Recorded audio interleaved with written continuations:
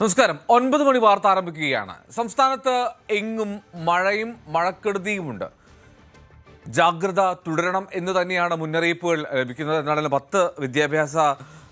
10 ജില്ലകളിൽ വിദ്യാഭ്യാസ സ്ഥാപനങ്ങൾക്ക് അവധിയാണ്.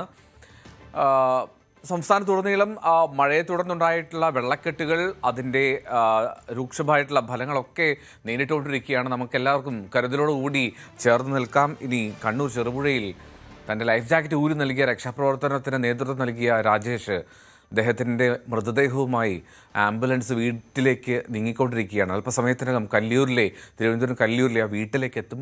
ഇപ്പോഴും വിശ്വസിക്കാൻ കഴിഞ്ഞിട്ടില്ല ബന്ധുക്കൾക്കും സുഹൃത്തുക്കൾക്കുമൊക്കെ അദ്ദേഹത്തിൻ്റെ വിയോഗമൊക്കെ. കാരണം അത്രമാത്രം എക്സ്പീരിയൻസ്ഡ് ആയിരുന്നു, സാഹസികത ഇഷ്ടപ്പെട്ട ആളായിരുന്നു, നന്നായി നീന്തൽ അറിയുന്ന ആളാണ്. പക്ഷേ കുത്തൊഴുക്കിൽപ്പെട്ടാണ് രാജേഷിന് അദ്ദേഹത്തിൻ്റെ ജീവൻ നഷ്ടമായത്. രാജേഷിന് ആദരാഞ്ജലി അർപ്പിച്ചുകൊണ്ട് ആരംഭിക്കട്ടെ ആദ്യം തലക്കെട്ട്.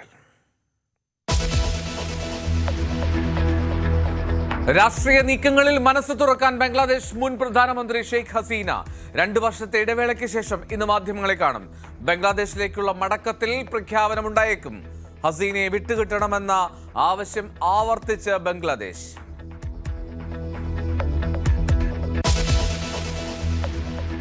ഹോർമുസ് തുറക്കാൻ ഇടക്കാല കരാറിലേക്ക് അമേരിക്കയും ഇറാനും ഒമാനും ഇന്ന് കരാറിലെത്താൻ കഴിഞ്ഞേക്കുമെന്ന് US ട്രഷറി സെക്രട്ടറി.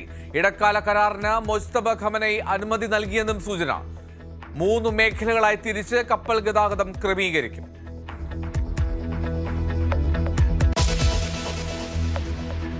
വിവാദങ്ങൾക്കിടെ തമിഴ്നാട്ടിൽ ഇന്ന് വിജയ് സർക്കാരിന്റെ ആദ്യ ബജറ്റ്. ഉദയനിധി സ്റ്റാലിനെതിരായ പോലീസ് നടപടിയിൽ പ്രതിഷേധിക്കാൻ DMK. ബജറ്റ് അവതരണം ബഹളമയമാകും. വിജയ് സർക്കാർ പെരുമാറിയത് ഭീകരവാദിയെപ്പോലെയെന്ന ഉദയനിധി.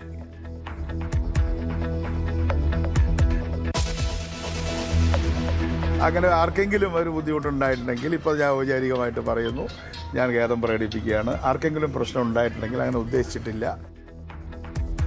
അധിക്ഷേപ പരാമർശത്തിൽ ഖേദം പ്രകടിപ്പിച്ച CP ജോൺ. സ്ത്രീകളെ കുറിച്ചുള്ള പരാമർശം പാടില്ലായിരുന്നു, സംസാരിച്ചപ്പോൾ കൂടുതൽ ശ്രദ്ധിക്കണമായിരുന്നു. സൗജന്യ യാത്ര ഔദാര്യമല്ല, അവകാശമാണെന്നും ഗതാഗത മന്ത്രി. സംസ്ഥാനത്ത് കനത്ത മഴ തുടരുന്നു. 9 ജില്ലകളിൽ തീവ്ര മഴയെന്ന് കാലാവസ്ഥാ വകുപ്പ്. 10 ജില്ലകളിൽ വിദ്യാഭ്യാസ സ്ഥാപനങ്ങൾക്ക് അവധി. പത്തനംതിട്ട, ആലപ്പുഴ, കോട്ടയം ജില്ലകളിൽ മഴക്കെടുതി രൂക്ഷം. കലിമഴയിൽ പൊലിഞ്ഞത് സംസ്ഥാനത്ത് 25 ജീവനുകൾ.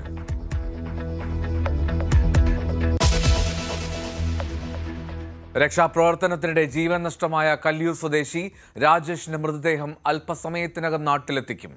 രാജേഷ് അപകടത്തിൽപ്പെട്ടത് കണ്ണൂർ ചെറുപുഴയിലെ തുരുത്തിൽ ഒറ്റപ്പെട്ടയാളെ രക്ഷിക്കാൻ ലൈഫ് ജാക്കറ്റ് ഊരി നൽകിയതിന് പിന്നാലെ വിയോഗം താങ്ങാൻ കഴിയാതെ സുഹൃത്തുക്കളും ബന്ധുക്കളും.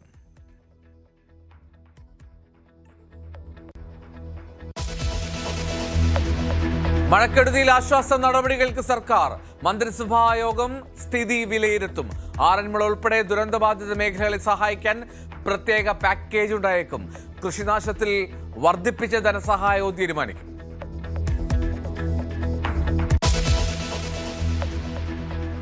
UPI പേയ്മെന്റുകൾക്ക് ഫീസ് വരുന്നു. ഗൂഗിൾ പേ ഉൾപ്പെടെ പണമിടപാടുകൾക്ക് ചെലവുണ്ടാകും. മാറ്റം പാർലമെന്റിൽ അവതരിപ്പിച്ച ക്രയവിക്രയ നിയമങ്ങളിലെ ഭേദഗതിയെ തുടർന്ന്.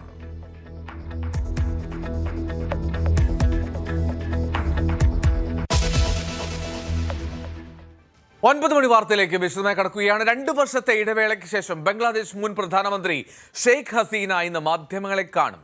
ഭാവി രാഷ്ട്രീയ നീക്കങ്ങളെക്കുറിച്ചും ബംഗ്ലാദേശിലേക്കുള്ള മടക്കം സംബന്ധിച്ചും പ്രഖ്യാപനമുണ്ടാകും.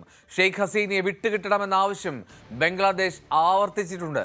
ന്യൂഡൽഹിയിൽ അടുത്ത മാസം നടക്കുന്ന ബ്രിക്സ് ഉച്ചകോടിയുടെ ഔട്ട്റീച്ച് സെഷനിൽ പങ്കെടുക്കാൻ ബംഗ്ലാദേശ് പ്രധാനമന്ത്രി താരിഖ് റഹ്മാനെ India ക്ഷണിച്ചിട്ടുമുണ്ട്. The interaction that you are referring to is being organized by a private media entity. The government has no involvement whatsoever in it. Neither does it endorse any views that may be expressed at the forum. VR Karthik ചേരുന്നു കൂടുതൽ വിവരങ്ങളുമായി. കാർത്തിക്, അങ്ങനെ ഷെയ്ഖ് ഹസീന 2 വർഷത്തെ ഇടവേളയ്ക്ക് ശേഷമാണ് അതൊരു പൊതുപരിപാടിയിൽ, അതൊരു ഓൺലൈൻ അഭിസംബോധനയാണ് എന്നാണ് മനസ്സിലാക്കുന്നത്. എങ്കിൽ പോലും എന്തൊക്കെ പ്രതീക്ഷിക്കണം? നിർണായകമായിട്ടുള്ള ചില പ്രഖ്യാപനങ്ങൾ, മടങ്ങിപ്പോക്ക് സംബന്ധിച്ച് അവരുടെ രാഷ്ട്രീയ ഭാവി എന്താണ് എന്നുള്ള ആലോചന, ഇതൊക്കെ ആ വേദിയിൽ പറയും എന്നാണോ കരുതുന്നത്? എൽദോ, ഇന്ത്യയും ബംഗ്ലാദേശും തമ്മിലുള്ള നയതന്ത്ര ബന്ധത്തിന് ഒരു അസ്വാരസ്യങ്ങൾ ഉണ്ടാകുമോ എന്ന നിർണായകമായ ഒരു ഘട്ടത്തിലേക്കാണ് കാര്യങ്ങൾ എത്തുന്നത്. നമുക്കറിയാം, 16 വർഷം ബംഗ്ലാദേശ് പ്രധാനമന്ത്രിയായിരുന്ന ഷെയ്ഖ് ഹസീന 2024 ശക്തമായ വിദ്യാർത്ഥി പ്രക്ഷോഭത്തെ തുടർന്ന് അവർക്ക് അധികാരം നഷ്ടമാകുന്നതും തുടർന്ന് ഇന്ത്യയിൽ അഭയം തേടുന്നതും. അന്ന് മുതൽ ഇന്ത്യയിലാണ് ഷെയ്ഖ് ഹസീന ഉള്ളത്. പല ഘട്ടങ്ങളിലും പ്രസ്താവനകളും അഭിമുഖങ്ങളും ഷെയ്ഖ് ഹസീന നൽകിയിരുന്നു എങ്കിലും പരസ്യമായി പൊതുവേദിയെ അഭിസംബോധന ചെയ്ത് ഷെയ്ഖ് ഹസീന ഇതുവരെ സംസാരിച്ചിട്ടില്ല. 2 വർഷത്തെ ഇടവേളയ്ക്ക് ശേഷമാണ് ബംഗ്ലാദേശ് മുൻ പ്രധാനമന്ത്രി ഇന്ന് ഒരു പൊതുവേദിയെ അഭിസംബോധന ചെയ്ത് സംസാരിക്കുന്നത്. ഇന്ന് foreign correspondence club of south Asia ഡൽഹിയിൽ സംഘടിപ്പിക്കുന്ന ഒരു പരിപാടിയിലാണ് ഷെയ്ഖ് ഹസീന സംസാരിക്കുന്നത്. ഓൺലൈനായാണ് പങ്കെടുക്കുന്നത് എങ്കിൽ കൂടിയും ഷെയ്ഖ് ഹസീനയുടെ തുടർന്നുള്ള നീക്കങ്ങൾ പ്രഖ്യാപിക്കുന്ന നിർണായക വേദിയായി അത് മാറും. തൻ്റെ രാഷ്ട്രീയ ഭാവിയെക്കുറിച്ചും അതോടൊപ്പം തന്നെ ബംഗ്ലാദേശിലേക്കുള്ള മടക്കത്തെക്കുറിച്ചും അടക്കം ഈ യോഗത്തിൽ ഷെയ്ഖ് ഹസീന അവരുടെ നിലപാട് വ്യക്തമാക്കും എന്നാണ് സൂചന. ഷെയ്ഖ് ഹസീനയ്ക്കൊപ്പം ബംഗ്ലാദേശിലെ നിരവധി പ്രമുഖ രാഷ്ട്രീയ നേതാക്കളും നയതന്ത്രജ്ഞരും ഈ ചർച്ചയിൽ പങ്കാളികളാകും. മാത്രമല്ല, ഷെയ്ഖ് ഹസീനയുടെ മകനും മുൻ ICT ഉപദേഷ്ടാവുമായ സജീവ് വാസിദ് അടക്കമുള്ളവരും ഈ ചടങ്ങിൽ ഷെയ്ഖ് ഹസീനയ്ക്കൊപ്പം ഓൺലൈനായി പങ്കെടുക്കും എന്നാണ് പുറത്തുവരുന്ന വിവരം. എന്തായാലും ഷെയ്ഖ് ഹസീനയെ വിട്ടുകിട്ടണമെന്ന ആവശ്യം പല ഘട്ടങ്ങളിലായി ബംഗ്ലാദേശ് ഇന്ത്യയോട് ആവശ്യപ്പെട്ടതാണ്. കഴിഞ്ഞ ദിവസവും ഇവർ അഭിസംബോധന ചെയ്യുമെന്ന വാർത്തകൾ പുറത്തു വന്നതിന് പിന്നാലെയും ബംഗ്ലാദേശ് ഇക്കാര്യം ആവർത്തിച്ചിരുന്നു. ഷെയ്ഖ് ഹസീന തിരിച്ചെത്തി നിയമ നടപടികൾ നേരിടണമെന്നും വരണമെന്നുണ്ടെങ്കിൽ വരാമെന്നും അറസ്റ്റ് ഉണ്ടാകുമെന്നും നിയമ നടപടികൾ സ്വാഭാവികമായി നടക്കും എന്നുമാണ് ബംഗ്ലാദേശിൻ്റെ പ്രതികരണമായി വന്നിരിക്കുന്നത്. എന്തായാലും കഴിഞ്ഞ ദിവസം ഇന്ത്യ ഇക്കാര്യത്തിൽ നിലപാട് വ്യക്തമാക്കിയിട്ടുണ്ട്. മിനിസ്ട്രി ഓഫ് എക്സ്റ്റേണൽ അഫയേഴ്സിൻ്റെ വക്താവ് കൂടിയായ രൺധീർ ജയ്സ്വാൾ കഴിഞ്ഞ ദിവസം അദ്ദേഹം നടത്തിയ പ്രതികരണമാണ് നമ്മൾ അല്പം മുമ്പ് കണ്ടത്. ഇന്ത്യ ഇക്കാര്യത്തിൽ വ്യക്തമാക്കുന്നത് ഒരു സ്വകാര്യ പരിപാടിയാണിത്, ഒരു മീഡിയ എൻറ്റിറ്റി സംഘടിപ്പിക്കുന്ന ഒരു സ്വകാര്യ പരിപാടിയാണ്. ഇതിൽ സർക്കാരിന് എന്തെങ്കിലും പങ്കില്ല. അതിൽ ഷെയ്ഖ് ഹസീന എന്ത് അഭിപ്രായം പറയുന്നുവോ അതിനെ പിന്താങ്ങാനോ അതിനെ തള്ളിക്കളയാനോ ഒന്നും ഇന്ത്യയില്ല, അതായത് എൻഡോഴ്സ് ചെയ്യുന്നില്ല എന്ന വാക്കാണ് അദ്ദേഹം ഉപയോഗിച്ചത്. അത്തരത്തിൽ നിലവിലെ സാഹചര്യങ്ങൾ കൂടുതൽ മോശമാകുമോ എന്ന ആശങ്കയുണ്ട് ഇന്ത്യയും ബംഗ്ലാദേശും തമ്മിലുള്ള ബന്ധത്തിൽ. എന്തായാലും ബംഗ്ലാദേശിൽ ഷെയ്ഖ് ഹസീന ഇന്ത്യയിൽ അഭയം തേടിയ ശേഷം അവിടെ ആദ്യഘട്ടത്തിൽ താൽക്കാലികമായി ഒരു സർക്കാരായിരുന്നു. അതിനുശേഷം തെരഞ്ഞെടുപ്പിലൂടെ പുതിയ സർക്കാർ അധികാരത്തിൽ വന്നു. ബംഗ്ലാദേശ് പ്രധാനമന്ത്രിയായി ഇപ്പോൾ താരിഖ് റഹ്മാനാണ് ഉള്ളത്. താരിഖ് റഹ്മാനെ അടുത്ത മാസം ഇന്ത്യയിൽ നടക്കുന്ന ബ്രിക്സ് ഉച്ചകോടിയിലേക്ക് ക്ഷണിച്ചിട്ടുമുണ്ട്. ബ്രിക്സ് ഉച്ചകോടിയുടെ ഭാഗമായി സംഘടിപ്പിക്കുന്ന പരിപാടിയിൽ അദ്ദേഹത്തെ സംസാരിക്കാനായി ക്ഷണിച്ചിട്ടുമുണ്ട്. അദ്ദേഹം സെപ്റ്റംബർ 12-13 തീയതികളിലാണ് അത് നടക്കുന്നത്. ഇന്ത്യയിലേക്ക് അദ്ദേഹം വരാനിരിക്കുകയാണ്. ആ പശ്ചാത്തലത്തിൽ കൂടി വേണം ഇന്നത്തെ ഈ രാഷ്ട്രീയ നീക്കത്തെ കാണാനും. എന്തായാലും വൈകിട്ട് 6 മണിക്കാണ് ഈ പരിപാടി. ഷെയ്ഖ് ഹസീന 2 വർഷത്തെ ഇടവേളയ്ക്ക് ശേഷം പൊതുവേദിയിലേക്കെത്തി നിലപാട് പ്രഖ്യാപിക്കുമ്പോൾ എന്താണ് അവർ പ്രഖ്യാപിക്കുക, അതിനനുസരിച്ചിരിക്കും തുടർന്നുള്ള ഇന്ത്യ ബംഗ്ലാദേശ് നയതന്ത്ര ബന്ധത്തിൻ്റെ ഭാവി എന്നതാണ് ഈ ഘട്ടത്തിൽ പറയാൻ കഴിയുക. എൽദോ, റൈറ്റ്, വളരെ നിർണായകമായിട്ടുള്ള ഒരു വേദിയെ തന്നെ അതിനെ കണക്കാക്കണം. ഇന്ത്യ ബംഗ്ലാദേശ് ബന്ധത്തിൽ പോലും അതിൽ കൃത്യമായിട്ടുള്ള സ്വാധീനം ചെലുത്താനുള്ള സാഹചര്യമാണ് ഉള്ളതെന്ന് VR കാർത്തിക് റിപ്പോർട്ട് ചെയ്യുന്നു. കാരണം ഷെയ്ഖ് ഹസീനയ്ക്ക് അഭയം നൽകി ബംഗ്ലാദേശ് തുടരെ ആവർത്തിക്കുന്നു വിട്ടു നൽകണമെന്ന്. ആ സാഹചര്യത്തിലാണ് ഇപ്പോൾ ഇതാ പൊതുവേദിയിലേക്ക് അവർ എത്തുന്നത്. ആദ്യമായി 2 വർഷത്തെ ഇടവേളയ്ക്ക് ശേഷം അതിൽ ബംഗ്ലാദേശിൽ നിന്നുള്ള നിർണായകമായിട്ടുള്ള സാന്നിധ്യമുണ്ട് എന്നുള്ളതും ശ്രദ്ധേയമാണ്. കാർത്തിക്കാണ് വിവരം നൽകിയത്. കാർത്തിക്, തുടരുക. ഹോർമുസ് കടലിടുക്ക് തുറക്കാൻ ഇടക്കാല കരാറിലേക്ക് അമേരിക്കയും ഇറാനും ഒമാനും ഇന്നോ നാളെയോ കരാറിലെത്താൻ കഴിഞ്ഞേക്കും എന്നാണ് US ട്രഷറി സെക്രട്ടറി സ്കോട്ട് ബെൻസന്റ് അറിയിച്ചത്. We saw quite a few ships coming out even now. So, I'd expect the energy prices to settle back down, which, as I said, will be good for the entire world. And, once the strait reopens, there are hundreds, if not 1,000 ships sitting in there waiting to go out. And, Becky, it's not just energy, it's fertilizer, it's refined products, it is the various industrial gases. So, I think that we could see a big relief trade as those prices go down. ഇടക്കാല കരാറിന് ഇറാന്റെ പരമോന്നത നേതാവ് Mojtaba Khamenei അനുമതി നൽകിയെന്ന് Axios report ചെയ്യുന്നുണ്ട്. 3 മേഖലകളായി തിരിച്ച് Hormuz സമുദ്രപാതയിൽ കപ്പൽ ഗതാഗതം ക്രമീകരിക്കുന്നതാണ് ഈ ഇടക്കാല കരാർ എന്നാണ് സൂചന. അതിനിടെ ഇന്നലെ ചെങ്കടലിൽ ഇന്ത്യൻ പതാക ഘടിപ്പിച്ച ചരക്ക് കപ്പലിനു നേരെയുണ്ടായ ആക്രമണത്തെ ഇന്ത്യ ശക്തമായി അപലപിച്ചു. ആക്രമണത്തിന് പിന്നാലെ കപ്പൽ കടലിൽ മുങ്ങുകയും ചെയ്തു. കാർത്തിക് തുടരുന്നുണ്ട്. കാർത്തിക്, ആദ്യം ഈ കരാറിനെ പറ്റി എങ്ങനെയാണ് ഇറാനും അമേരിക്കയും ഒമാനും ചേർന്നുള്ള ഈ കരാറിൻ്റെ ഒരു ധാരണയിലേക്ക് എത്തുന്നത്? എന്താണ് പ്രധാനമായിട്ട് കരാറിൻ്റെ ഉള്ളടക്കമായി പുറത്തു വരുന്നത്? എൽദോ, അമേരിക്കയും ഇറാനും നേരിട്ട് ചർച്ച നടത്തിയിട്ടില്ല എന്ന് ഇറാൻ പ്രതിനിധി പറയുന്നു. അപ്പോഴും ഖത്തർ അടക്കമുള്ള രാജ്യങ്ങളുടെ മധ്യസ്ഥ ശ്രമങ്ങൾ ഫലം കാണുന്നതായാണ് പുറത്തുവരുന്ന റിപ്പോർട്ടുകൾ. അതായത് ഹോർമൂസ് തുറക്കാനും ഹോർമൂസ് കടലിടുക്കിലൂടെയുള്ള ഗതാഗതം അത് സുഗമമാക്കാനും ഒമാനും ഇറാനുമായി നടത്തിയ ചർച്ചകൾ അത് ഏറെക്കുറെ ഫലം കാണുന്നു. ഒരു ഇടക്കാല കരാറിലേക്ക് ഉടൻ എത്തിച്ചേരും. ഈ കരാർ യാഥാർത്ഥ്യമാകുന്നതോടെ ഹോർമൂസിലൂടെയുള്ള ഗതാഗതം സുഗമമാകും എന്നാണ് പ്രതീക്ഷിക്കുന്നത്. എന്തായാലും ആക്സിയോസ് അടക്കമുള്ള അന്താരാഷ്ട്ര മാധ്യമങ്ങൾ ഈ ഘട്ടത്തിൽ റിപ്പോർട്ട് ചെയ്യുന്നതനുസരിച്ച് ഇറാന് നേരിയ മേൽക്കൈയുള്ള തരത്തിലാണ് ഈ കരാറിലെ നിബന്ധനകൾ എന്ന റിപ്പോർട്ടുകൾ ഉണ്ട്.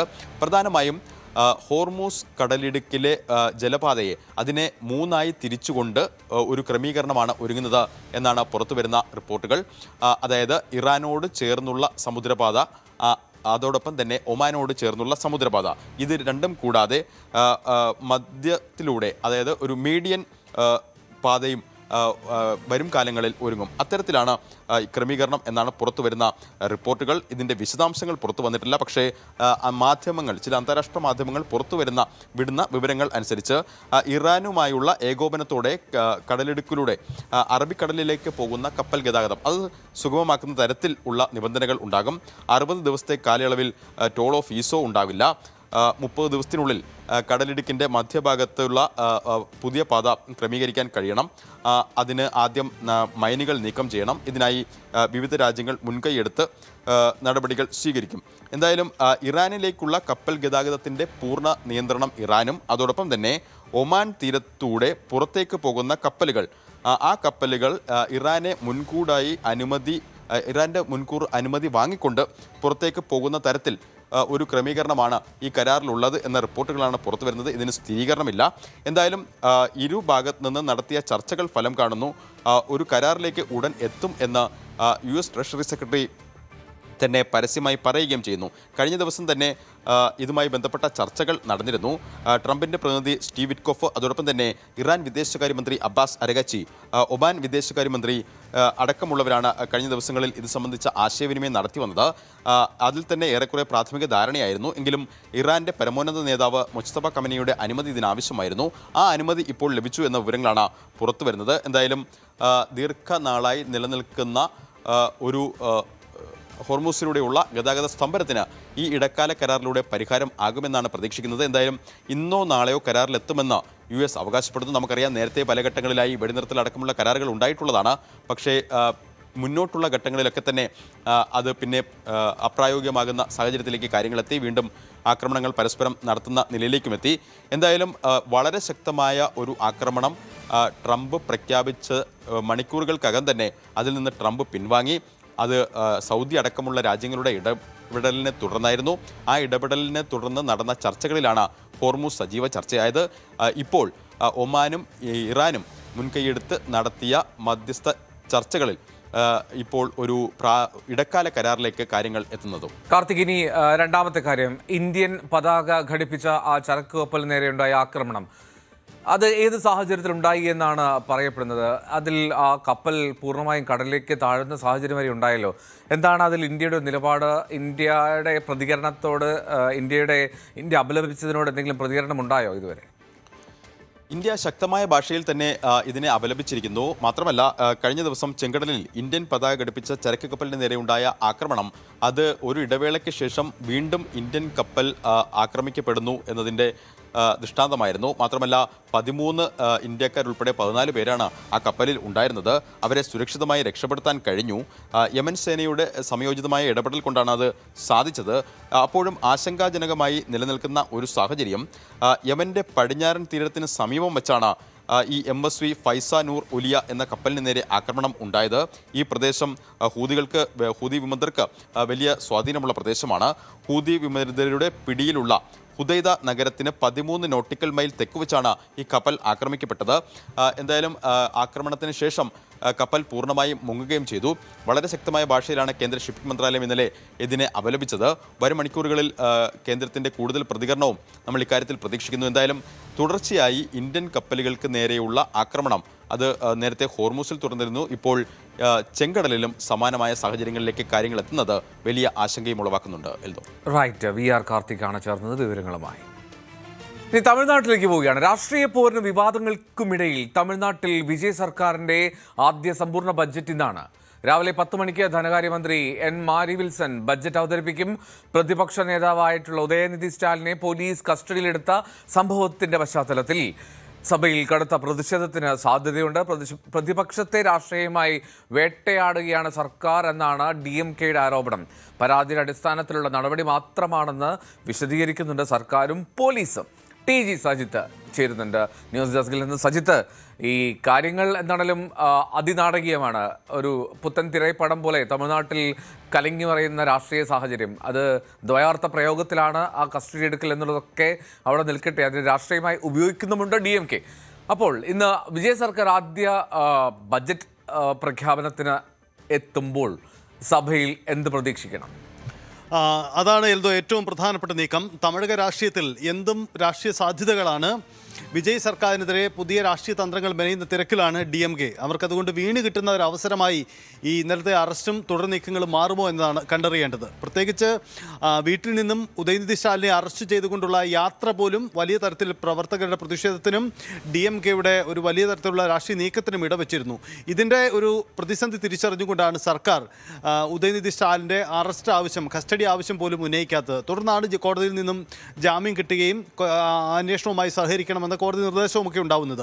അപ്പോൾ ഇന്നത്തെ ദിവസം ബജറ്റ് സമ്മേളനത്തിനിടയിൽ സംഭവിക്കാൻ പോകുന്നത് ഈ വിഷയത്തിൻ്റെ അതേ പ്രതിഫലനം സഭയിലും ഉണ്ടാകുമെന്ന് ഉറപ്പാണ്. TVK പ്രതിനിധികൾ ഉദയനിധി സ്റ്റാലിൻ നടത്തിയ ദ്വയാർത്ഥ പരാമർശം ഉന്നയിക്കും.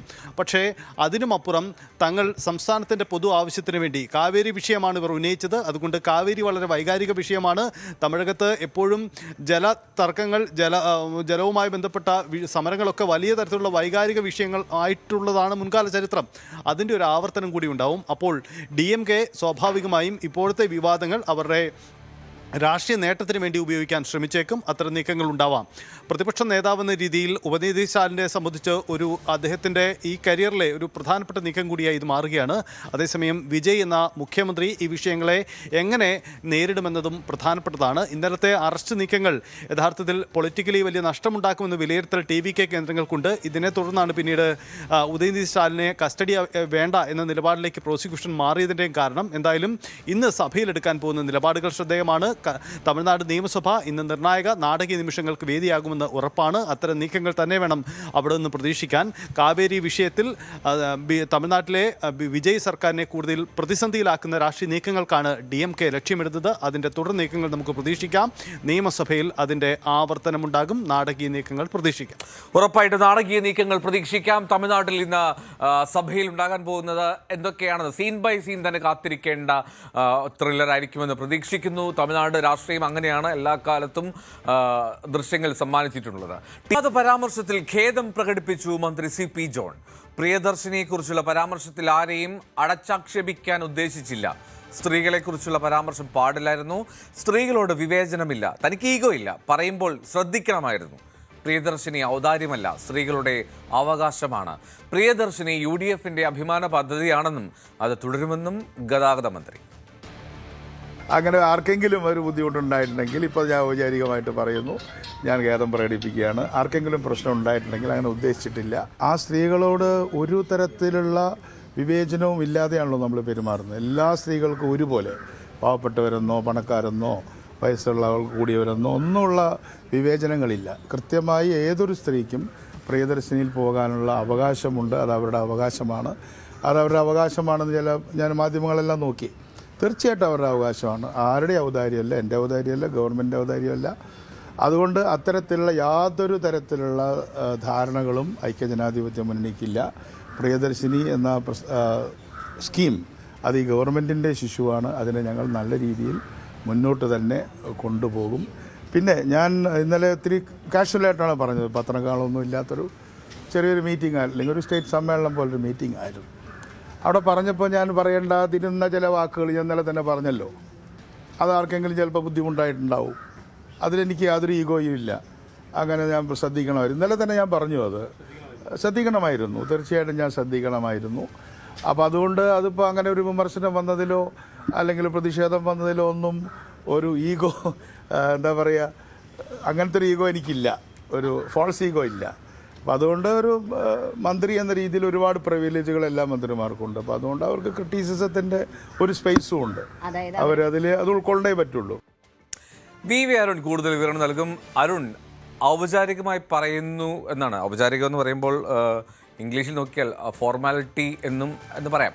അപ്പോൾ എന്താണെങ്കിലും ഈ ക്യാബിനറ്റിൽ ഉൾപ്പെടെ ഇന്ന് ഇക്കാര്യം ഉയരാൻ സാധ്യതയുണ്ട് എന്നുള്ള റിപ്പോർട്ടുകൾ വരുമ്പോഴാണല്ലോ രാവിലെ തന്നെ മന്ത്രിയുടെ ഖേദപ്രകടനം ഔപചാരികമായി.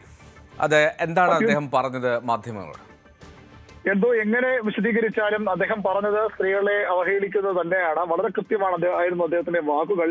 സൗജന്യം നൽകി അത് സ്ത്രീകൾ അനധികൃതമായി നേടിയെടുക്കുന്നു എന്ന് തന്നെയാണ് ഗതാഗത വകുപ്പിന്റെ വകുപ്പിന്റെ ചുമതലയുള്ള മന്ത്രി CP ജോൺ സർക്കാരിന്റെ UDFന്റെ അഭിമാന പദ്ധതിയെക്കുറിച്ച് പറഞ്ഞത്. മറ്റു വഴികളില്ലാതെ എന്ന് അദ്ദേഹം ഖേദം പ്രകടിപ്പിക്കുകയാണ്. തനിക്ക് ഈഗോ ഇല്ലെന്ന് പറയുന്നുണ്ടെങ്കിലും അദ്ദേഹം ഇത്ര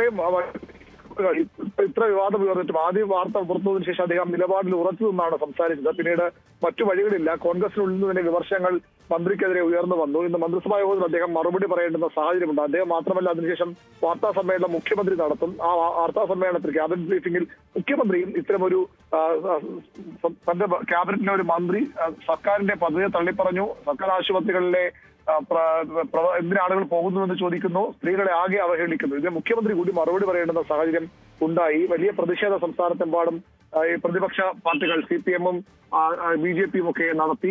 ഗത്യന്തരമില്ലാതെ മന്ത്രി ഇപ്പോൾ ഖേദം പ്രകടിപ്പിക്കുകയാണ്. മറ്റു വഴികൾ അദ്ദേഹത്തിന് മുന്നില്ല.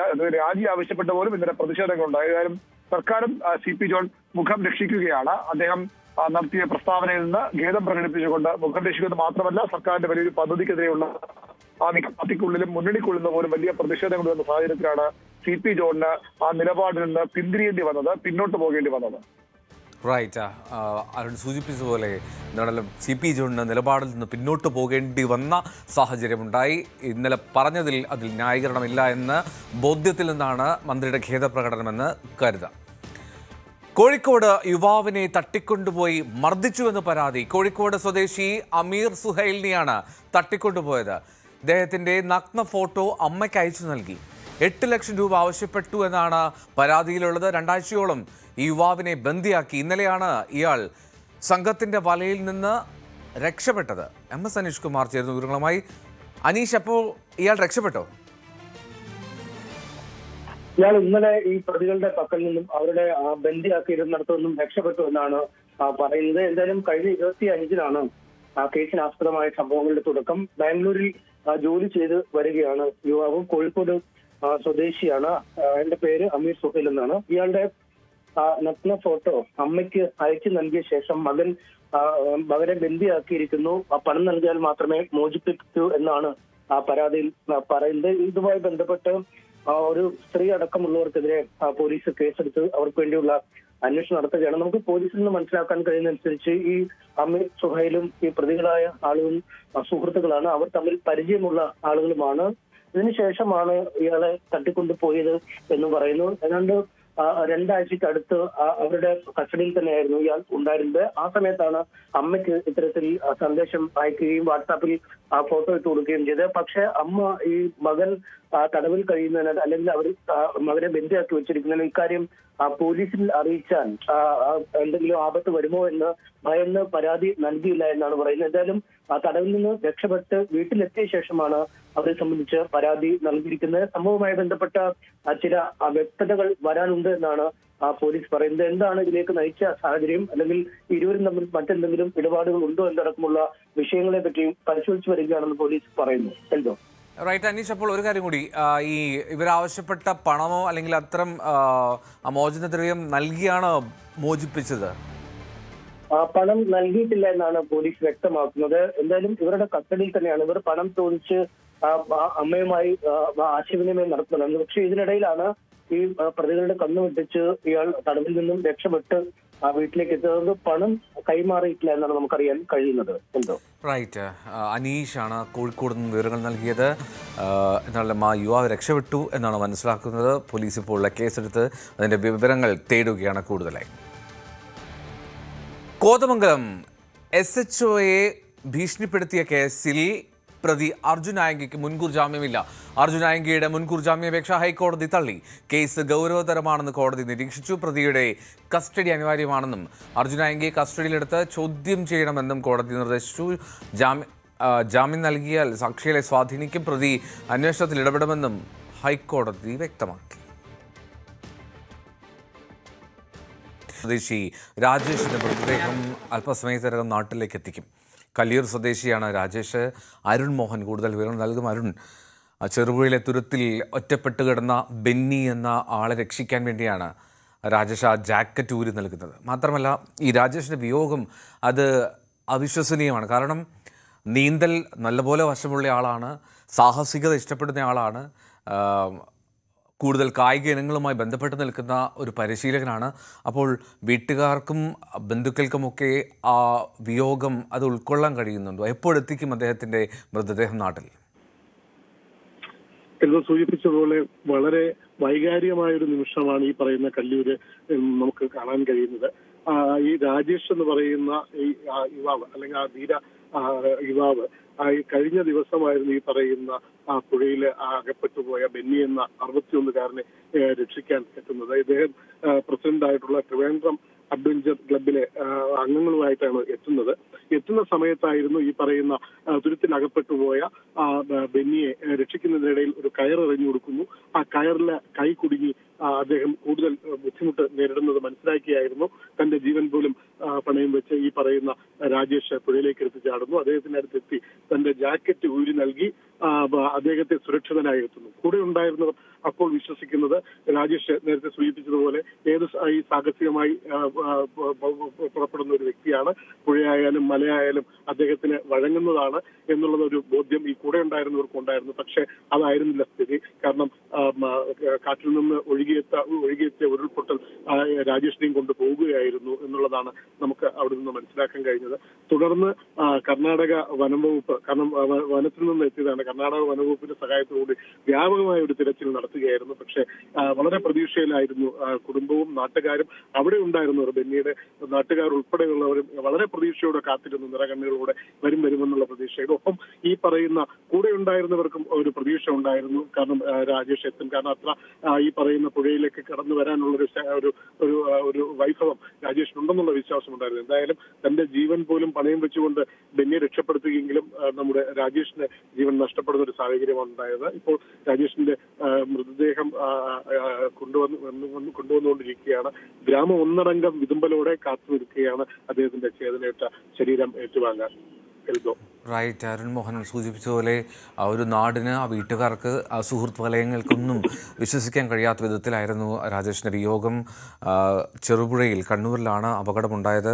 രക്ഷാപ്രവർത്തന ദൗത്യത്തിലായിരുന്നു. ആ രക്ഷാപ്രവർത്തനത്തിനിടെയാണ് സ്വന്തം ജാക്കറ്റ് ഊരി നൽകി കയറ് തുഴക്കിലൂടെ പോകുമ്പോൾ കയറിൽ പിടിച്ച് നീങ്ങുന്നതിനിടെയാണ് ഏറ്റവും പിന്നിലായി പോയ രാജേഷ് പെട്ടെന്ന് ഒഴുക്കിൽപ്പെടുന്നതും കാണാതാവുന്നതും. പക്ഷേ അദ്ദേഹം തിരികെ എത്തുമെന്നുള്ളൊരു പ്രതീക്ഷ ഉണ്ടായിരുന്നു അദ്ദേഹത്തിനൊപ്പം ഉണ്ടായിരുന്നവർക്ക്, വീട്ടുകാർക്കൊക്കെ. കാരണം അത്രമാത്രം സാഹസികതകൾ നടത്തിയിട്ടുള്ള കായിക പരിശീലകനാണ്, സാഹസികതകൾ ഇഷ്ടപ്പെടുന്നയാളാണ്. അപ്പോൾ അദ്ദേഹത്തിന് അത് തരണം ചെയ്യാൻ കഴിയുമെന്നുള്ള പ്രതീക്ഷയുണ്ടായിരുന്നു. പക്ഷേ അതില്ലാതായിപ്പോയി. ആ പ്രതീക്ഷ അവസാനിച്ചു. അദ്ദേഹത്തിൻ്റെ മൃതദേഹം കണ്ടെത്തിയതായപ്പോൾ വീട്ടിലേക്ക് കൊണ്ടുവരികയാണ്. ഏറ്റവും ഒടുവിൽ തിരുവനന്തപുരത്തെ കല്ലൂരിലെ വീട്ടിലേക്ക്. അരുൺ മോഹനാണ് ചേർന്നത്. സംസ്ഥാനത്ത് മഴക്കെടുതിയിൽ മരണമാകെ 25ആയി. 4 പേരെ കാണാനുമില്ല. 52 വീടുകൾ പൂർണ്ണമായും, 565 വീടുകൾ ഭാഗികമായും തകർന്നിട്ടുണ്ട്. 418 ദുരിതാശ്വാസ ക്യാമ്പുകളിലായി 18,434 പേരാണ് കഴിയുന്നത്. പത്തനംതിട്ടയിലാണ് കൂടുതൽ ക്യാമ്പുകൾ. കാസർഗോഡ്, കണ്ണൂർ, വയനാട്, കോഴിക്കോട്, തൃശൂർ, എറണാകുളം, ഇടുക്കി, കോട്ടയം, പത്തനംതിട്ട, ആലപ്പുഴ ഈ ജില്ലകളിലെ വിദ്യാഭ്യാസ സ്ഥാപനങ്ങൾക്ക് ഇന്ന് അവധിയാണ്. സംസ്ഥാനത്ത് 2 ദിവസം കൂടി മഴ കനത്ത് പെയ്യും എന്നാണ് കാലാവസ്ഥാ കേന്ദ്രം നൽകുന്ന മുന്നറിയിപ്പ്. ഇന്ന് 9 ജില്ലകളിൽ ഓറഞ്ച് അലേർട്ടാണ്. ബാക്കി എല്ലാ ജില്ലകളിലും മഴ മുന്നറിയിപ്പുണ്ട്. ശക്തമായിട്ടുള്ള കാറ്റിനും സാധ്യതയുണ്ട്. മീൻപിടുത്തത്തിന് വിലക്ക് തുടരുന്നു. നാളെ 4 ജില്ലകളിൽ ഓറഞ്ച് അലർട്ട് പ്രഖ്യാപിച്ചിട്ടുണ്ട്. പത്തനംതിട്ട, തിരുവല്ല, അപ്പർ കുട്ടനാട്, ചെങ്ങന്നൂരിലെ പാണ്ടനാട് തുടങ്ങിയ സ്ഥലങ്ങളിൽ വെള്ളക്കെട്ട് രൂക്ഷമാണ്. പമ്പയിൽ ജലനിരപ്പ് കുറഞ്ഞിട്ടുണ്ട്. നാളെ മുതൽ 3 ദിവസത്തേക്ക് ജാഗ്രത വേണം എന്നുള്ളതാണ് നിർദ്ദേശം. ശശി നാരായണൻ അതിൻ്റെ വിവരങ്ങൾ കൂടുതലായി നൽകും. പത്തനംതിട്ടയിൽ നിന്ന് ആദ്യം ശശി, പത്തനംതിട്ടയിലെ സാഹചര്യം നമ്മൾ ദിവസങ്ങളായി കണ്ടുകൊണ്ടിരിക്കുകയാണ്, ഏതാണ്ട് 5 ദിവസമായി. അപ്പോൾ എങ്ങനെയാണ് പ്രധാനപ്പെട്ട നഗരങ്ങളിലെ റോട്ടിലെ വെള്ളമൊക്കെ ഒഴിഞ്ഞു എന്ന് പറയുമ്പോൾ പോലും അപ്പർ കുട്ടനാട്, മറ്റ് ഇടങ്ങൾ, ഇവിടെയൊക്കെ ഈ ജലനിരപ്പൊക്കെ അപകടകരമായ രീതിയിൽ തന്നെയാണോ ഇപ്പോഴും നദികളിലുള്ളത്? എൽദോ സൂചിപ്പിച്ച പോലെ റാന്നിയിലും ആറന്മുളയിലും വെള്ളത്തിന് കുറവുണ്ട്. കാരണം ടൗണിൽ കയറി വെള്ളക്കെട്ടിന് കുറവുണ്ട്. പക്ഷേ അതേസമയം അപ്പർ കുട്ടനാട് മേഖല വലിയ ദുരിതത്തിലാണ് എന്ന് വേണം പറയാം. കാരണം പുറ്റൂർ മേഖല, MC റോഡ് ഉള്ള വഴികൾ, അതായത് അമ്പലപ്പുഴയിൽ നിന്ന് നേരെ വരുന്ന തിരുവല്ലയ്ക്ക് വരുന്ന വഴി, തിരുമുല്ലവരം എന്ന സ്ഥലത്തൊക്കെ ഇപ്പോഴും റോഡിൽ വെള്ളം നിൽക്കുന്നു. ഒപ്പം വീടുകളിൽ വെള്ളം നിൽക്കുന്നു. ഇത് സമാനമായ അവസ്ഥയിൽ ഇപ്പോഴും തുടരുകയാണ്. കഴിഞ്ഞ 4 ദിവസമായി ആ പ്രദേശങ്ങളിലെല്ലാം വെള്ളക്കെട്ടിലാണ് ഉള്ളത്. ചെങ്ങന്നൂരും അതുപോലെ തന്നെ ആ പ്രദേശങ്ങളിൽ പാണ്ടന അടക്കമുള്ള മേഖലകളിലും സമാനമായ അവസ്ഥയുണ്ട്. ആറന്മുളയിൽ ഇപ്പോൾ വെള്ളം ഇറങ്ങിയ സാഹചര്യമാണ്. ആറന്മുള അമ്പലത്തിന്റെ ക്ഷേത്രത്തിനടുത്തും ഒക്കെ സമീപപ്രദേശങ്ങളെല്ലാം വെള്ളം ഇറങ്ങിയ ഒരു സ്ഥിതിയുള്ളൂ. പമ്പയാറ്റിലും നീരൊഴുക്ക് അല്പം കുറവുണ്ടായിട്ടുണ്ട്. എന്തായാലും ആറന്മുളയും റാന്നിയും വെള്ളം കുറഞ്ഞ ഒരു സാഹചര്യമുണ്ട്. അവിടെ വെള്ളക്കെട്ട് കൂടുതലായിട്ടില്ല. പക്ഷേ വീടുകളിലേക്ക് താമസം മാറാൻ ഇനിയും ദിവസങ്ങളെടുക്കും. കാരണം ക്യാമ്പിലേക്ക് ആളുകൾ ഇപ്പോൾ ക്യാമ്പിലാണുള്ളത്. കാരണം ഈ വെള്ളം കയറിയ കടകളും വ്യാപാര സ്ഥാനങ്ങളും ഒക്കെ വീടുകളും ഒക്കെ ഇനി വൃത്തിയാക്കി തിരിച്ചെത്താൻ കുറെ ദിവസം കൂടി എടുക്കുമെന്നാണ് നമുക്ക് അവിടെ നിന്നും ലഭിക്കുന്ന വിവരം. എന്തായാലും പ്രധാനപ്പെട്ട ഒരു കാര്യം, ഇന്നും നാളെയും മറ്റന്നാളും 3 ദിവസം 6, 7, 8 ദിവസങ്ങളിൽ വളരെ നിർണായകമാണ്. ജാഗ്രത പാലിക്കേണ്ട ദിവസമാണ്. ഈ ദിവസങ്ങളിൽ അതിതീവ്ര മഴ ഉണ്ടാകുമെന്നൊരു മുന്നറിയിപ്പ് കൂടി വരുന്നുണ്ട്. അതുകൊണ്ട് ഈ ക്യാമ്പുകളിൽ നിന്നും ആളുകൾ തിരിച്ചു പോകുന്നത് ഇപ്പോൾ പോകാൻ പാടില്ല എന്നൊരു നിർദ്ദേശമാണ് പ്രധാനമായും ജാഗ്രതാ നിർദ്ദേശം നൽകിയിട്ടുള്ളത്. അതിന്റെ അടിസ്ഥാനത്തിലാണ് ആളുകൾ ക്യാമ്പിൽ തന്നെ തുടരുന്നത്. നേരത്തെ ഈ ക്യാമ്പിലേക്ക് ആളുകൾ വരാൻ മടിച്ചിരുന്നു. പക്ഷേ ദുരന്ത നിവാരണ അതോറിറ്റിയുടെ പ്രത്യേക നിർദ്ദേശപ്രകാരം ഇപ്പോൾ വീടുകളിലുള്ള എല്ലാ ആളുകളെയും, വെള്ളം കയറിയ വീടുകളിലുള്ള ആളുകളെയെല്ലാം ക്യാമ്പിൽ എത്തിച്ച സ്ഥിതിയാണുള്ളത്. എന്തായാലും പത്തനംതിട്ടയെ സംബന്ധിച്ച് പറഞ്ഞാൽ കഴിഞ്ഞ 4-5 ദിവസമായി സമാനതകളില്ലാത്ത ദുരിതം ആറന്മുളയും റാന്നിയും തിരുവല്ല അടക്കമുള്ള മേഖലകളിലെ ജനങ്ങൾ അനുഭവിക്കുന്നു എന്നുള്ളതാണ് എടുത്തു പറയേണ്ട കാര്യം. ഗതാഗതം പല സ്ഥലത്തും പുനഃസ്ഥാപിച്ചിട്ടുണ്ട്. വൈദ്യുതി ബന്ധവും പുനഃസ്ഥാപിച്ച സാഹചര്യമുണ്ട്. അത് റാന്നിയിലും അതുപോലെ തന്നെ ആറന്മുളയിലുമൊക്കെ നേരിയ തോതിൽ വെള്ളക്കെട്ട് കുറവുണ്ട്. സാധാരണ ജീവിതത്തിലേക്ക് ജനങ്ങൾ തിരിച്ചു വരുന്നൊരു രീതിയുണ്ട്. പക്ഷേ ഈ 6, 7, 8, 3 ദിവസം കൂടി ജാഗ്രത പാലിക്കണം എന്നൊരു നിർദ്ദേശമാണുള്ളത്. ഒരുപക്ഷെ വലിയ മഴയുണ്ടായാൽ, കനത്ത മഴയുണ്ടായാൽ വലിയ പ്രളയം ഉണ്ടാകാൻ സാധ്യതയുണ്ടെന്നൊരു മുന്നറിയിപ്പ് കൂടിയുണ്ട്. അതിന്റെ അടിസ്ഥാനത്തിലാണ് ഈ 3 ദിവസം ജാഗ്രത പാലിക്കണമെന്ന് പറയുന്നത്. അതുകൊണ്ട് തന്നെ ആ 3 ദിവസത്തിന് ശേഷം ക്യാമ്പിൽ നിന്നും ആളുകൾ വീട്ടിലേക്ക് മടങ്ങിയാൽ മതി എന്നുള്ളൊരു നിർദ്ദേശമാണ് ഇപ്പോൾ നിലവിലുള്ളത്.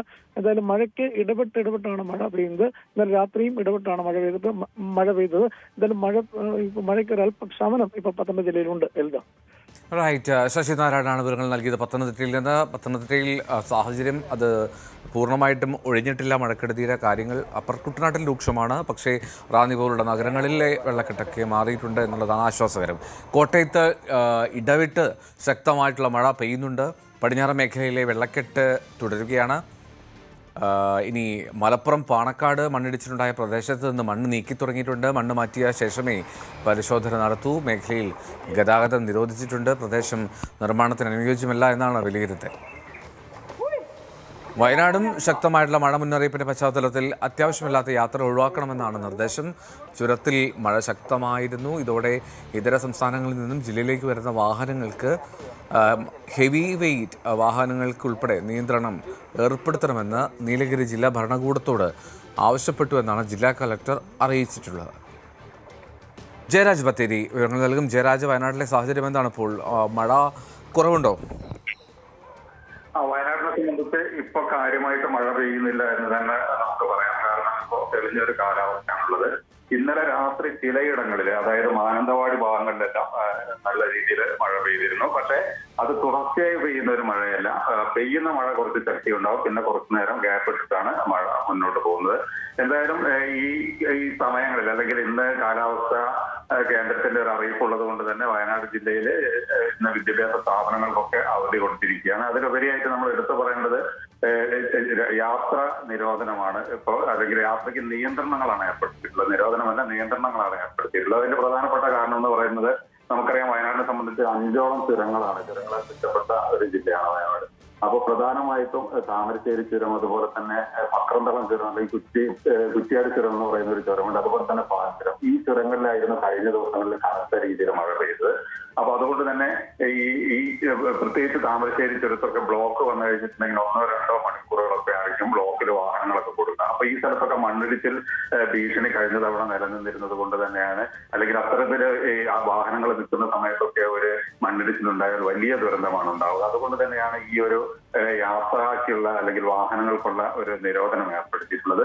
അതുപോലെ തന്നെ അന്യ സംസ്ഥാനങ്ങളിൽ നിന്നൊക്കെ വരുന്ന വലിയ വാഹനങ്ങൾ, ഇതിനെല്ലാം നീലഗിരി ജില്ലയുമായിട്ട് കളക്ടർ ബന്ധപ്പെട്ടിട്ടുണ്ട്. ഇതിനെല്ലാം ഒരു നിയന്ത്രണം വേണമെന്നുള്ള രീതിയിൽ എന്തായാലും വരും ദിവസങ്ങളിൽ മഴ ശക്തിയാകുമെന്നുള്ള ഇതിനുള്ള ഒരു മുന്നൊരുക്കം കൂടിയാണ് ഇതെന്നാണ് അപ്പോൾ നമുക്ക് മനസ്സിലാക്കാൻ കഴിയുന്നത്. എന്തായാലും ഇപ്പോൾ മഴ ശക്തിയായി പെയ്യുന്നില്ല എന്നുള്ളത് തന്നെ ഒരു ആശ്വാസകരമായ കാര്യമാണ്. റൈറ്റ്, ജയരാജ് ബത്തേരിയാണ് വയനാട്ടിലെ സാഹചര്യങ്ങൾ വിശദമാക്കിയത്. ഇനി കണ്ണൂരിൽ രാത്രി ശക്തമായിട്ടുള്ള മഴയുണ്ടായിരുന്നു. താഴ്ന്ന പ്രദേശങ്ങൾ വെള്ളത്തിനടിയിലാണ്. തളിപ്പറമ്പിൽ കുളത്തിൽ വീണ 9 വയസ്സുകാരൻ മരിച്ചു. പട്ടുവത്തെ KP അമ്മാനാണ് മരിച്ചത്. സുമേഷ് മറാഴ വിവരങ്ങൾ നൽകും. സുമേഷ്, എങ്ങനെയാണ് അപകടം ഉണ്ടായത്? കണ്ണൂരിലെ മറ്റ് മഴ സാഹചര്യം കൂടി. എൽദോ, ഇന്നലെ തളിപ്പറമ്പ് പട്ടുകുത്ത് 8 വയസ്സായിട്ടുള്ള 3ാം ക്ലാസ് വിദ്യാർത്ഥിയാണ് ഈ കുളത്തിൽ വീണ് മരിക്കുന്ന ഒരു സാഹചര്യം ഉണ്ടായത്. ഈ കല്ലടത്ത് പട്ടുവംകുളത്തിൽ അമ്മാനാണ് മരിച്ചത്. ഇന്നലെ രാത്രി 7 മണിക്കാണ് ഈ അപകടം ഉണ്ടാകുന്നത്. കുളി കഴിഞ്ഞ് കാല് കഴുകുന്നതിനിടെ കുട്ടി അബദ്ധത്തിൽ കുളത്തിൽ വീഴുകയായിരുന്നു. കുട്ടിയെ കാണാത്തതിനെ തുടർന്ന് നടത്തിയ തെരച്ചിലാണ് ഈ കുളത്തിൽ ഈ കുട്ടിയെ കണ്ടെത്തുന്നത്. ഈ ആശുപത്രിയിൽ എത്തിച്ചെങ്കിലും ജീവൻ രക്ഷിക്കാൻ സാധിച്ചിട്ടുണ്ടായിരുന്നില്ല. ഈ പട്ടുവംകടവ് ഗവൺമെന്റ് LP സ്കൂളിലെ ഈ 3ാം ക്ലാസ് വിദ്യാർത്ഥിയാണ് ഈ മരിച്ച ഈ കുട്ടി. അതായത് അഷറഫ് റഹ്മ ദമ്പതികളുടെ മകനും കൂടിയാണ്.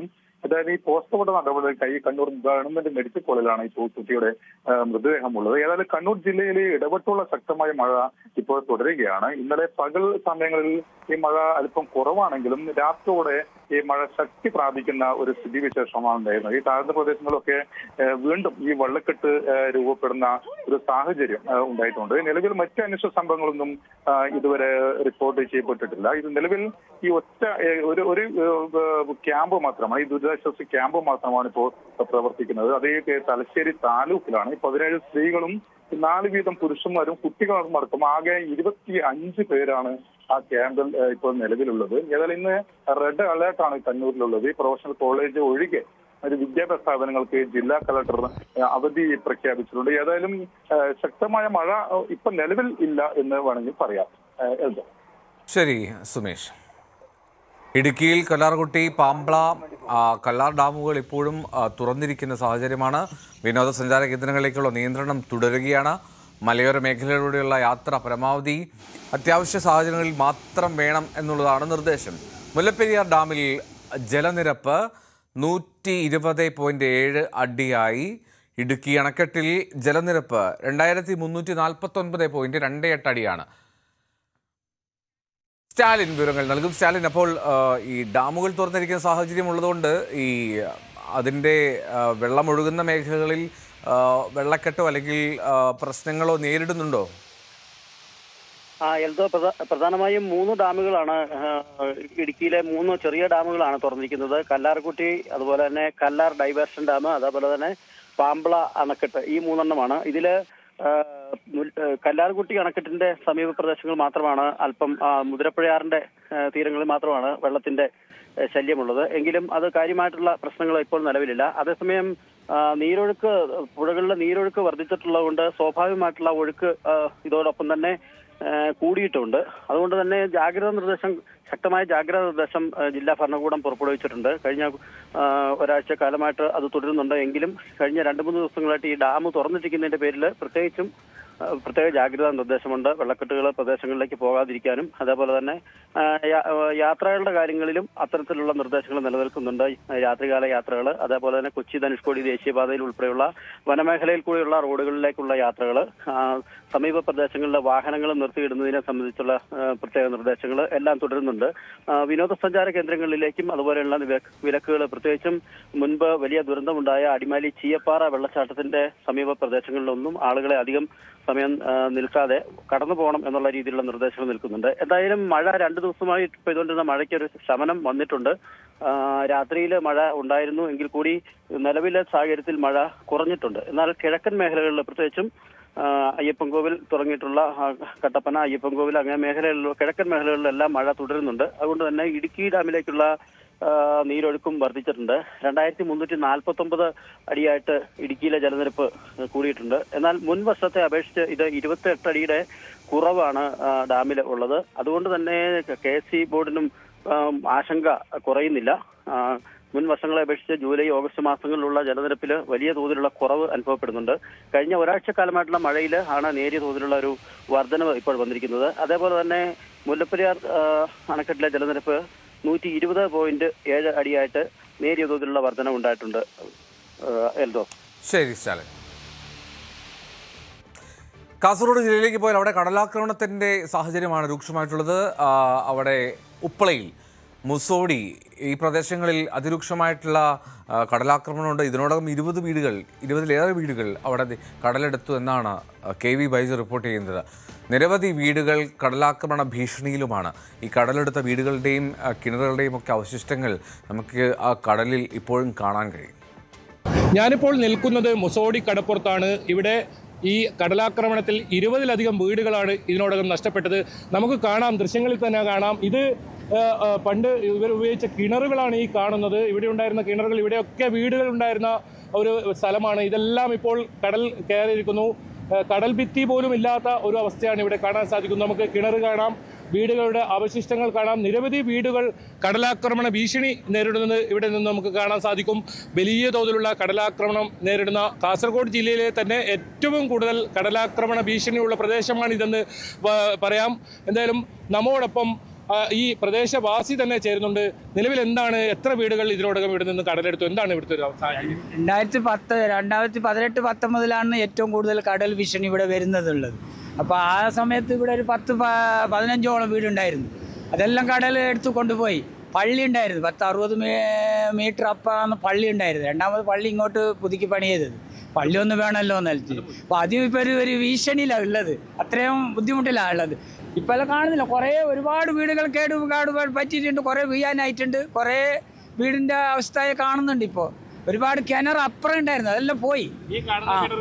ഈ കാണുന്ന കിണറിൻ്റെ അങ്ങോട്ട് പിന്നെയും കിണറുണ്ടായിരുന്നു, 2 വീടുണ്ടായിരുന്നു, എല്ലാം പോയി. പിന്നെ രണ്ടാമതാണ് ഇപ്പോൾ കുറേ നാശനഷ്ടമില്ലെങ്കിൽ ഒരുപാട് തെങ്ങ് കൃഷികളും കാറ്റാടി മരങ്ങളെല്ലാം ഒരുപാടുണ്ടായിരുന്നു, അതെല്ലാം പോയി. ഈ കാറ്റാടി മരം ഉള്ളത് കൊണ്ട് കുറച്ച് ആദ്യമെല്ലാം രക്ഷപ്പെടണം. ഇപ്പൊ കാറ്റാടി മരം വെക്കാനുള്ള സ്ഥലമില്ല, എല്ലാം കടലെടുത്ത് കൊണ്ടുപോയി. ഉണ്ടായിരുന്ന ആളുകളെല്ലാം ഇപ്പോൾ എങ്ങോട്ടാണ് പോയത്?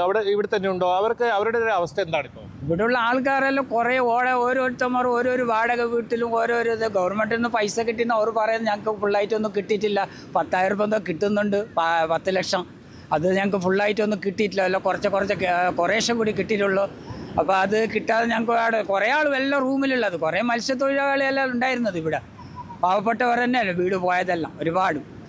അപ്പോൾ അവിടെ എല്ലാം ഓരോരോ സ്ഥലത്ത് ഇങ്ങനെ വാടക റൂമിലും പിന്നെ ഇങ്ങനെ എന്തെല്ലാം പല കുടുംബത്തിൻ്റെ അവിടെ ആയിട്ട് താമസിക്കുന്നുണ്ട്. അവർക്കും ഇതുവരെ ഒരു വീടൊന്നും ആയിട്ടില്ല. എന്തായാലും വലിയ ദുരവസ്ഥയിൽ തന്നെയാണ് ഇവിടെയുള്ള ആളുകൾ കഴിയുന്നത്. ഇപ്പോഴും പല വീടുകളും തകർന്നു വീഴാവുന്ന, ഏത് സമയത്തും കടലെടുക്കാവുന്ന അവസ്ഥയിലാണ്. ഇവിടെ നേരത്തെ സൂചിപ്പിച്ചതുപോലെ തന്നെ ഇതിൽ എത്രയോ അകത്തോട്ടും വീടുകളുണ്ടായിരുന്നു. അതിൻ്റെ കിണറുകളും അവശിഷ്ടങ്ങളും മാത്രമാണ് ഇപ്പോൾ കാണാൻ സാധിക്കുന്നത്. ഇവിടെ ഉണ്ടായിരുന്ന ഒരു പള്ളി, അത് പൂർണ്ണമായും കടലെടുക്കുന്ന സാഹചര്യമാണ്. അതോടൊപ്പം ഇപ്പോൾ പുതുതായി പണിത പള്ളിയും വലിയ കടലാക്രമണ ഭീഷണി നേരിടുന്നു. എന്തായാലും കാസർഗോഡ് ജില്ലയിൽ തന്നെ ഏറ്റവും രൂക്ഷമായ കടലാക്രമണ ഭീഷണി നേരിടുന്ന പ്രദേശമാണ് ഞാനിപ്പോൾ നിൽക്കുന്ന ഈ മുസോടി. ഇവർക്ക് ഇവിടെ സമാധാനപരമായി ജീവിക്കാനുള്ള അന്തരീക്ഷം ഉണ്ടാക്കി കൊടുക്കണമെന്നൊരാവശ്യം മാത്രമാണ് ഇവർ ഇപ്പോൾ മുന്നോട്ട് വെക്കുന്നത്. ഉപ്പളയിലെ മുസോടി കടപ്പുറത്ത് നിന്നും KV ബൈജു, ന്യൂസ് 18. ഇനി കോട്ടയത്ത് നിന്ന് G. ശ്രീജിത്തോട് ചേരുന്നുണ്ട്. ശ്രീജിത്ത്, കോട്ടയത്ത് ഈ പടിഞ്ഞാറൻ മേഖലകളിലുള്ള സാഹചര്യം, ഒപ്പം കിഴക്കൻ മേഖല, അങ്ങനെ ഈ കോട്ടയം ചില ആറുകളുടെ പ്രത്യേകതയുണ്ടല്ലോ, ജലനിരപ്പ് കൂടുന്നതനുസരിച്ച് അവിടുത്തെ വെള്ളം കയറുന്നൊക്കെ. അപ്പോൾ എന്താണ് ഇപ്പോൾ മഴ കുറഞ്ഞിട്ടുണ്ടോ? ഇന്ന് രാവിലെയും റെയിൻകോട്ടിൽ തന്നെയാണ് ശ്രീത്ത്. അപ്പോൾ എന്താണ് സാഹചര്യം ശ്രീത്ത്? ജലനിരപ്പ് നദികളിൽ അത് ഉയരുകയാണോ അതോ കുറയുന്നുണ്ടോ?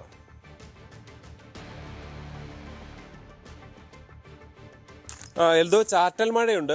അത് മാത്രമാണ്. ഏതാണ്ട് 1 മണിക്കൂർ മുൻപ് വരെ ശക്തമായ മഴയുണ്ടായിരുന്നു. ഇപ്പോൾ ചാറ്റൽ മഴ ഉണ്ട്. അത് മാത്രമാണ് ഇപ്പോഴത്തെ ഒരു സാഹചര്യം. എന്തായാലും വെള്ളം ഒരൽപ്പം കുറയുന്നു എന്ന് തന്നെയാണ് നമുക്ക് പറയാൻ സാധിക്കുന്നത്. അത് പക്ഷേ പടിഞ്ഞാറൻ മേഖലയിൽ വെള്ളക്കെട്ട് തന്നെയായി നിൽക്കുകയാണ്. അതായത് ഇന്നലെ നമ്മൾ പോയി കണ്ട ഇറഞ്ഞാല് അത്തരം മേഖലകളൊക്കെ ഉണ്ട്. അവിടെയൊക്കെ വെള്ളം ഏതാണ്ട് 1 അടിയോളം കുറഞ്ഞിട്ടുണ്ട്. പാലാ മേഖലയിൽ മുന്നറിയിപ്പ് നിലയിലും താഴേക്ക് വെള്ളം എത്തിയിട്ടുണ്ട് എന്നുള്ളതാണ് നമുക്ക് കാണാൻ സാധിക്കുന്നത്. ഇപ്പോൾ കുമ്മനത്തിന് പോകുന്ന റോഡാണ്. ഈ റോഡിൽ ഇപ്പോഴും വെള്ളമുണ്ട്. ഇവിടെയുള്ള വീടുകളിലൊക്കെ വാസയോഗ്യമല്ലാത്ത നിലയിലേക്ക് വെള്ളം കയറി കിടക്കുന്ന സ്ഥിതി തന്നെയാണ് വീടിനുള്ളിലൊക്കെ. അതായത് ഓരോ വീടിൻ്റെയും സാഹചര്യം ഓരോന്നാണ്. ചിലതൊക്കെ പൊക്കിപ്പണിഞ്ഞ നിലയുണ്ട്. അവിടെ വെള്ളം കയറിയതൊക്കെ ചെറുതായിട്ട് ഇറങ്ങിയിട്ടുണ്ട്. പക്ഷേ ഈ പറയുന്ന പ്രദേശങ്ങളിലൊക്കെ ഉള്ള ഒരു പ്രശ്നം, ഈ റോഡിൽ വെള്ളമുണ്ട്.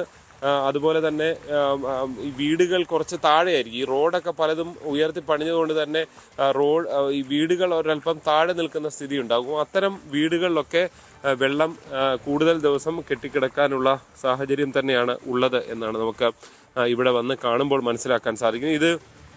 ഇത് തന്നെയാണ് ഏതാണ്ട് ഈ മേഖലയിലെല്ലാം ഉള്ള സാഹചര്യം. പക്ഷേ ഒരാശ്വാസമുള്ളത്, ഈ പേരൂർ പോലെയുള്ള മേഖലകൾ, അവിടെയൊക്കെ വലിയ കുത്തൊഴുക്കായിരുന്നു. ഒരുപാട് ആളുകൾ അവിടെ താമസിക്കുന്ന നില ഉണ്ടായിരുന്നു. അവിടെ നിന്നൊക്കെ വെള്ളം ഒരൽപ്പം ഇറങ്ങിപ്പോകുന്ന നിലയിലേക്ക് കാര്യങ്ങൾ എത്തിച്ചേർന്നിട്ടുണ്ട് എന്നുള്ളതാണ്. ഈ അയ്മനം, തിരുവാർപ്പ്, കുമരകം പോലുള്ള മേഖലകളുണ്ട്. അവിടേക്ക് എത്തുമ്പോൾ കുറച്ചുകൂടി വെള്ളത്തിൻ്റെ അളവ് കൂടുതലാണ്. പല പ്രദേശത്തേക്കും നമുക്ക് എത്താൻ കഴിയില്ല. നമ്മൾ വാഹനം നിർത്തിയ ശേഷം കുറച്ച് ദൂരം നടന്നൊക്കെയാണ് ചില പ്രദേശങ്ങളിലേക്കൊക്കെ എത്താൻ ഇപ്പോൾ ഈ ഘട്ടത്തിൽ സാധിക്കുന്നത്.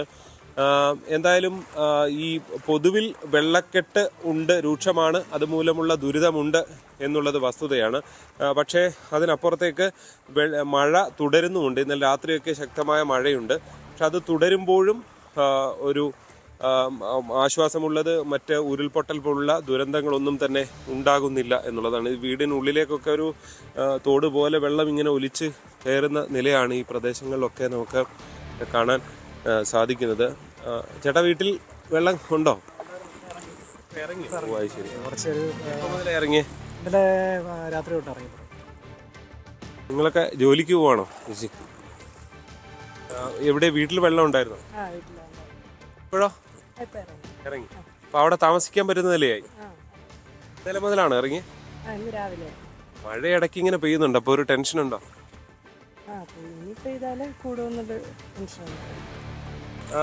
ഇതാണ് ആളുകളുടെ ഒരു പ്രതികരണം. ഈ പ്രദേശത്തൊക്കെ വെള്ളം ഇറങ്ങാൻ തുടങ്ങിയിട്ടുണ്ട്. പക്ഷെ വെള്ളം ഇറങ്ങാൻ തുടങ്ങി അവർ ഒരു ദൈനംദിന ജീവിതത്തിൽ ഈ വന്ന പ്രതിസന്ധിയൊക്കെ മറികടന്ന് മുന്നോട്ട് പോകാൻ ശ്രമിക്കുമ്പോഴും പക്ഷേ വെള്ളക്കെട്ട് പലയിടത്തും രൂക്ഷമായി തുടരുന്ന നില തന്നെ ഉണ്ടാകും, പ്രത്യേകിച്ച് പടിഞ്ഞാറൻ മേഖലകളിൽ.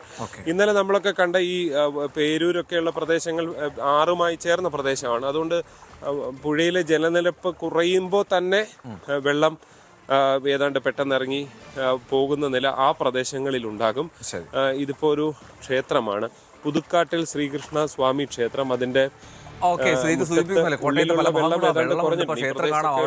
വെള്ളമൊക്കെ കെട്ടി നിൽക്കുന്ന സാഹചര്യമാണ്. എങ്കിൽ പോലും ദൈനംദിന ജീവിതത്തിലേക്ക് കാര്യങ്ങൾ കടന്നു തുടങ്ങി എന്നുള്ളതാണ് ആശ്വാസകരം. ഇനി പാലക്കാടേക്ക് പോവുകയാണ്. പാലക്കാട് ഇന്ന് ഓറഞ്ച് അലേർട്ടാണ്. പക്ഷേ ഓറഞ്ച് അലേർട്ട് ആണെങ്കിൽ പോലും അവിടെ മഴയില്ല എന്നുള്ള ആശ്വാസം പാലക്കാട് നിന്ന് പ്രജിത്ത് പങ്കുവയ്ക്കുന്നുണ്ട്. പ്രജിത്ത്, എന്താണ് അവിടെ, വെയിലായോ? എൽദോ, ഇന്നലെ ഓറഞ്ച് അലേർട്ടാണ് ഇന്ന് പ്രഖ്യാപിച്ചത്. പക്ഷേ ഇന്ന് ഇപ്പോൾ രാവിലത്തെ അലേർട്ട് വന്നത് യെല്ലോ അലേർട്ടാണ്. അത് മാത്രമല്ല, ഇന്നലെ വൈകുന്നേരത്തോടുകൂടി മഴ നിന്നതാണ്. അതിനുശേഷം ഇന്ന് ഇതുവരെയും മഴ പെയ്തിട്ടില്ല. ചെറുതായിട്ട് വെയിലുദിക്കുന്ന കാലാവസ്ഥയാണ് ഇപ്പോൾ ഉള്ളത്. അത് മാത്രമല്ല, മണ്ണാർക്കാട് മേഖലയിലെ മലയോര മേഖലകളിൽ ചെറിയ തോതിൽ മഴയുണ്ട്. അതുപോലെ തന്നെ കാഞ്ഞിരപ്പുഴ ഡാമും മംഗലം ഡാമും മാത്രമാണ് ഇപ്പോൾ ഷട്ടർ തുറന്നിരിക്കുന്നത്. പൊതുവെ ഇപ്പോൾ മഴയില്ലാത്ത ഒരു കാലാവസ്ഥയാണ് പാലക്കാട് നിന്ന് പങ്കുവെക്കാനുള്ളത്. എൽദോ. ശരി പ്രജിത്ത്, പാലക്കാട് നല്ല മഴയില്ല. പാലക്കാടത്തെ ഓറഞ്ച് അലർട്ട് നിലനിൽക്കുന്നുണ്ടെങ്കിൽ പോലും അവിടെ മഴ പെയ്യുന്നില്ല എന്നുള്ളതാണ് ആശ്വാസം. 9 മണി വാർത്ത സമയോടെ പൂർണ്ണമാവുകയാണ്. ഇനി ന്യൂസ് 10 ടി ജി സജിത്ത്.